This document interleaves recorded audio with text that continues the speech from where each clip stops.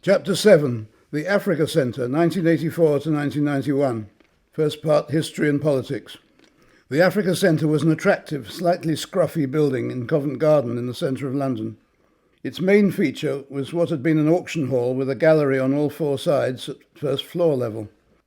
The building was listed for preservation on account of this feature.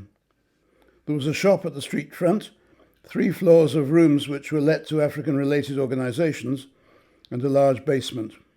When I was on leave from working in Zambia in 1964 and 1967, I had come here and loved the place. What later became the Calabash restaurant in the basement was at that time like a clubroom with students playing table tennis, and what became the bar was a cheap little restaurant serving African food. Edith and I continued to attend events there after our return from Zambia. I remember eating cocktail fried ants at a Zambia national evening and attending Jibril Jallo's wonderfully Senegalese wedding party. When I saw that the post of director was advertised in 1984, I applied for it, and I was thrilled and slightly surprised to hear that I'd been appointed. I wondered why they had not offered the job to an African, and I remember a visiting African American expressing surprise at this. But I was very happy to have the job, and I tried to ensure that the other staff at least were African. The centre had been officially opened by President Kenneth Kaunda of Zambia in 1964, at the moment of Zambia's own independence. The first director, Margaret Feeney, had succeeded in creating a unique place, a social space for Africans from all over the continent and their friends, and a venue for a serious programme of talks and conferences, art exhibitions and music. The political context of the centre's birth was somewhat more controversial. The seed from which the Africa Centre grew was a desire of many leading Roman Catholics to show their opposition to Nazism during the Second World War. This had led Cardinal Hinsley and others to create an organisation in 1940 called Sword of the Spirit, which opposed extremism on the right or on the left. It widened its remit after the war and took a special interest in Africa, following Pope Pius XII's encyclical Fidei Domum in 1957, and the idea of an Africa Centre emerged. It would, they hoped, divert Africans from extremism or communism, which they feared would be promoted by the proposal for another centre backed by Ghana's President Kwame Nkrumah. Covent Garden was not the smart, tourist-infested place that it is today, and the building in King Street was purchased at a very modest price and named Hinsley House. The Africa Centre was set up as a charity, separate from Sword of the Spirit, with Margaret Feeney, a devout Roman Catholic, as director, and a council of management consisting of fairly distinguished people, not all Catholics, such as Lord Perth, Sir Philip de Zulueta, and Chief Emeka Anyaoku. They were trustees and not closely involved in the management. Africans were not in the majority until the end of my period as director. Dr. Alistair Niven took over from Margaret as director in 1978, and in 1984 I inherited from him a very good programme of talks, art exhibitions, music and adult classes coordinated by Tony Humphreys and Wendy Davis. Down in the basement, an inspired Senegalese chef, Paolo Diop, managed the Calabash restaurant and also the bar, which was known as Soweto, which overflowed up the stairs on Friday evenings. The restaurant was therefore Joburg, with a somewhat whiter clientele. The centre's finances, however, were in a bad shape, and they've been this way through most of its history. A small piece of land behind the building, which with investment could have transformed the finances, had sadly already been sold to pay off outstanding debts. It was always a struggle to keep up appearances. The main hall, with its slim iron columns supporting an upper gallery, looked splendid, but this impression was somewhat shattered by water dripping through the roof, sometimes onto the head of a guest of honour opening an art exhibition. The African community in London in the centre's early days was very different from what it had become by the time I worked there. Back in the 1960s, most of the African countries had just become independent, and most of the Africans in London were students. Often sent by the new governments or supported by the British Council, most of them were not yet critical of the regimes at home. There was a lot of optimism about Africa's future. By 1984, a lot of nasty things had happened on the continent. Civil war in Nigeria, numerous coups, increasing corruption and misrule in many countries. Many Africans in London were opponents of or refugees from their home governments. These included the many exiles from apartheid South Africa and Namibia, and had included numerous Zimbabweans, although most of these had gone back when Zimbabwe became independent in 1980. The centre therefore found itself trying to respond to the needs and interests of its clientele, while at the same time trying to remain on good terms with the African embassies and high commissions. Kenya of President Moi was not happy when we awoke memories of the Mau Mau and worked with Ngugi wa Thiong'o, an arch critic of Moi, to stage his play, The Trial of Dedan Kimathi. We went on to appoint 2 other Kenyan opposition figures, Wanyiri and Wanjiru Kihoro, as our programme staff. In 1985, we planned a conference to discuss reconciliation in Sudan, but the ambassador refused to share a platform with anyone from the Sudan People's Liberation Movement. The London committee of the SPLM wrote in Sudan Today, quote, "The Sudan ambassador made attempts to stop this conference by means of a letter to the Africa Centre asking them to deny the use of their facilities to the SPLM, and by approaches to members of the Africa Centre's management committee. In response to this, the entire staff of the Africa Centre threatened to resign if the conference was stopped. They insisted that it was in the interests of Africa as a whole to preserve democratic freedom of expression on the platform of the Africa Centre. It was because of their wise and courageous stand that the conference went ahead. We wish to express our hearty thanks to the director and staff of the Africa Centre for standing by their offer in the face of great pressure. We shall not forget their exemplary action." The conference did go ahead, but without anyone from the government side. The great irony was that a couple of days later, the Sudan government was overthrown in a coup, and President Nimeri went into exile in Egypt. Chief Emeka Anyaoku, who was soon to become Commonwealth Secretary General, and who had close links with many governments, decided to resign from the Council of Management over this issue. In spite of such diplomatic storms, most of the African embassies appreciated the value of having an Africa Centre, and a few of them gave us small grants. It had become a tradition for 3 members of the Council of Management to be diplomats. Tunisia, Uganda, Senegal, Ghana, Ivory Coast, Nigeria, and Zimbabwe were represented during my time. Herbert Murera, the Zimbabwe High Commissioner, who had himself worked in the voluntary sector, was one of the most active and supportive members of the Council. He was later to hold ministerial posts under President Mugabe on his return home. Second section is music and programs. The Africa Centre opened many doors for me. I had long been a fan of African music, and now we were to host some of the musicians whose music I knew, and to discover others I'd never heard of. The first concert I remember was with the Congolese star Kanda Bongo Man, playing for the Africa Centre's 20th anniversary. Our hall was small, and the costs of bringing bands from abroad meant we had to look for grants or tie in the concerts with groups doing a UK tour. We took the risk of twice bringing to London the famous Guinean band Bembeya Jazz, and later also their equally famous sister band Les Amazones de Guinée, a group of ex-police women, no longer young but able to put on an electrifying show. Japi Jawara, the Malian manager of these 2 groups, produced records and DVDs with the label Bolibana. He remains a dear friend, and the story of how he met the Guinean president Sékou Touré is recorded in Annex 6 of this book.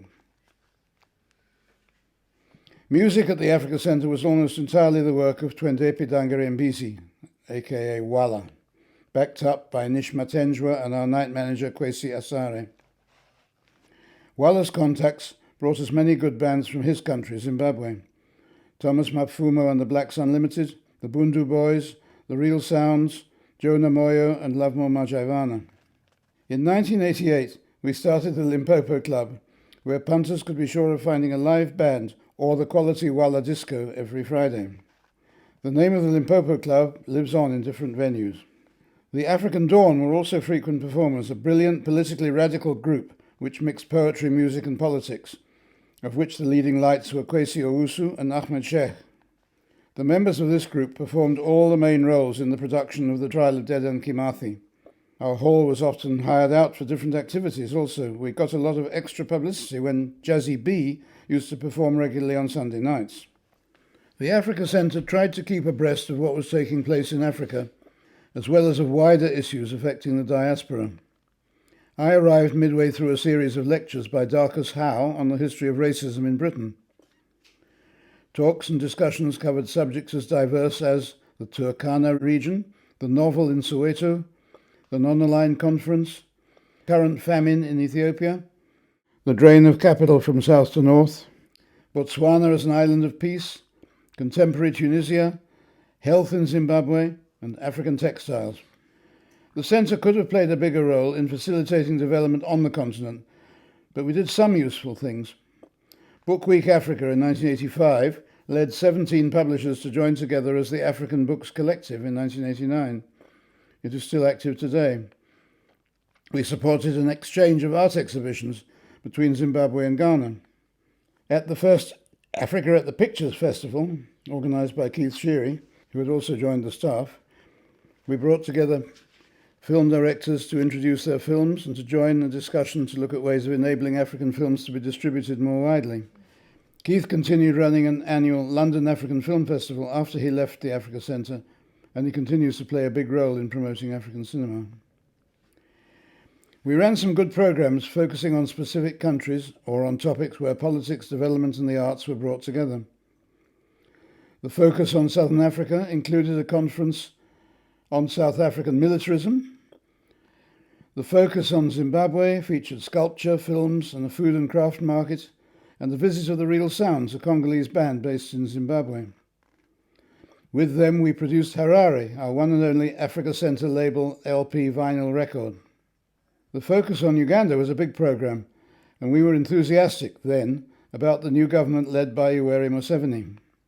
The programme included a conference, Rebuilding Uganda, and an exhibition, The Art That Survives, of work from Makerere University that had survived the use of the University Art Gallery as a banana store during the time of Idi Amin's rule.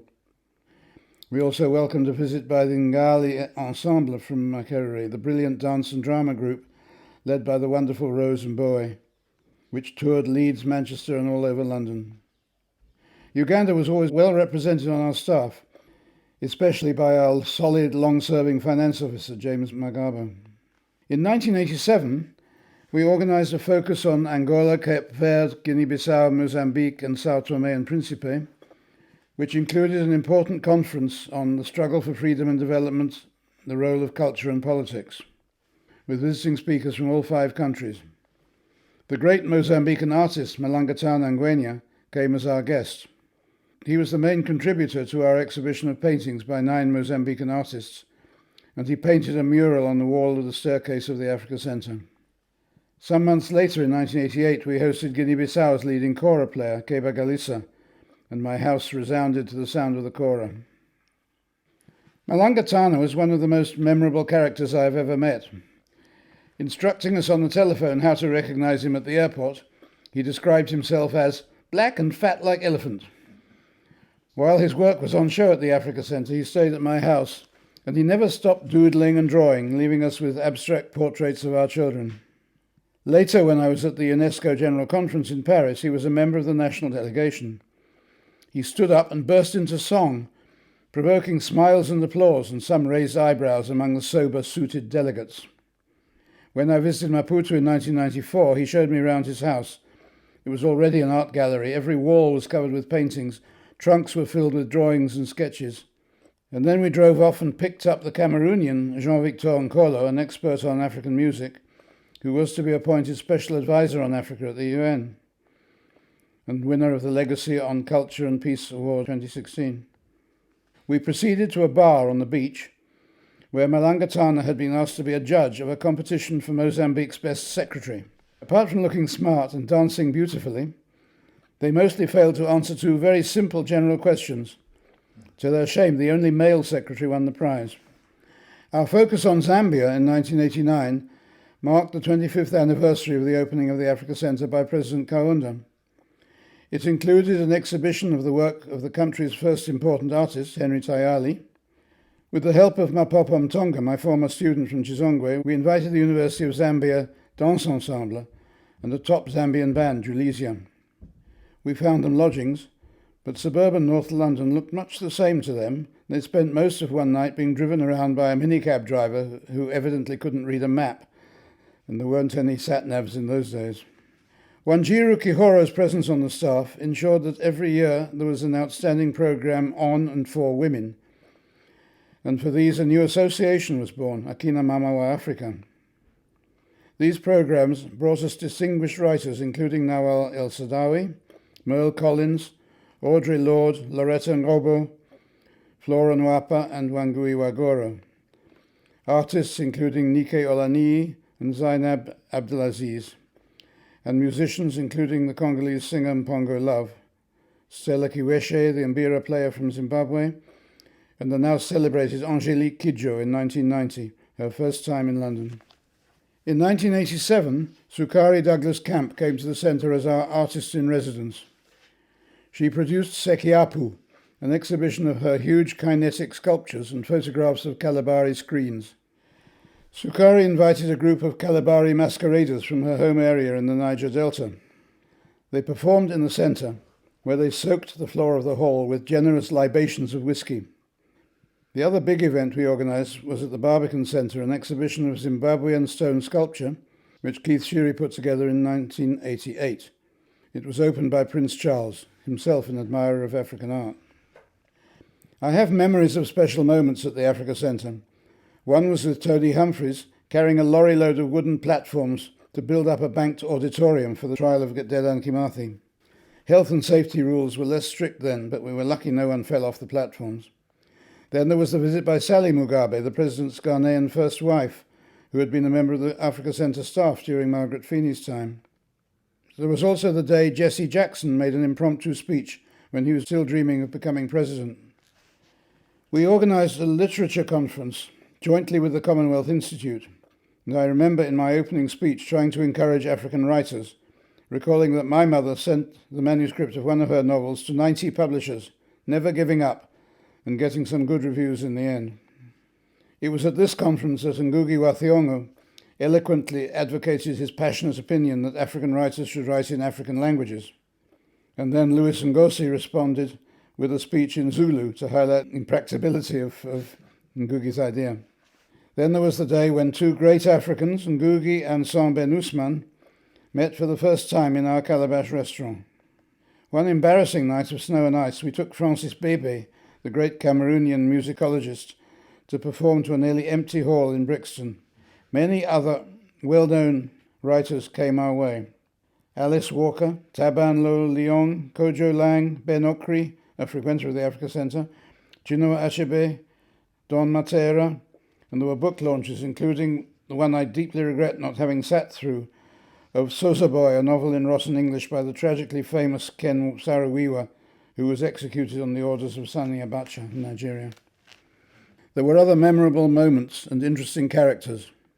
There was a day when an egg was directed at Linda Chalker, the Overseas Development Minister, which was smartly fielded onto his own smart suit by Bankole Timothy, who was chairing the meeting. I had heard many tales about the wild and unpredictable behaviour of the brilliant writer Dambudzo Marachera, but he had already returned to Zimbabwe before I arrived. The programme committee was always enlivened by the arguments between the South Africans, Lionel Ngakane of the ANC and Rakhetla Tsetlana of the PAC. Then there was a bizarre character dressed in a long black robe who called himself the Lord Justice, who would march into any event and occasionally disrupt it. And there were many regulars from all over who came to the bar and loved the truly Pan-African ambience. Katanga, a dear old Nigerian, unpaid, used to collect the glasses at the bar. There were special nights in 1990 when the bar was packed and the TV was installed to watch Roger Milla and Les Lions Indomptables playing in the World Cup. I travelled abroad a few times while working at the Africa Centre, to Egypt, where the officials I met seemed not to want to be labelled Africans, to Somalia, where President Siad Barre was clinging on to power, and to have electricity you needed to live near his palace. We were in an area where the fan and the fridge would suddenly come on in the middle of the night. To Kenya to meet artists and to try and get our former colleague Wanyiri Kihoro released from prison, and to Zambia to plan the focus programme. Just before I left the centre in 1991, Wanjiru Kihoro and I visited the then chairman of the Organisation of African Unity, President Museveni of Uganda. Wanjiru and Wanyiri were good friends of Amama Mbabazi, then one of the president's closest allies and prime minister for a time, and he enabled the meeting to happen. We found the president reclining in his seat on the hill next to the modest state house at Entebbe, enjoying the panoramic view over a bluish Lake Victoria and its green islands and peninsulas. He joked about the Scottishness of my name, and we talked about Wanyiri's recent escape from Kenya, and of course about the needs of the Africa Centre. Museveni made a few phone calls, I think to Botswana and Nigeria, and our visit resulted in £1 million from President Babangida. This plugged a hole in the Centre's bank account, though I do not remember any thanks coming to Wanjiru or me for our efforts. The Centre's Council of Management was often on a different wavelength from the staff. We were happy when Abdul Rahman Mohammed Babu agreed to be chairman, but he was disappointingly inactive. I left the Centre early in 1991. Wanjiru Kihoro, Keith Sheary and some other staff stayed on for a time under the temporary director George Bennett and the new director Adote Bing, but the Centre's later history is not part of my story. Sadly, in 2014, a long lease on the dear old building in Covent Garden was sold to a developer, and it will probably become another expensive boutique or restaurant like the rest of the street, though the listing of the building will preserve some of its charm. New premises have been acquired and developed in Great Suffolk Street, south of the river, and I hope it will again become a lively, popular place and that will not forget its rich traditions.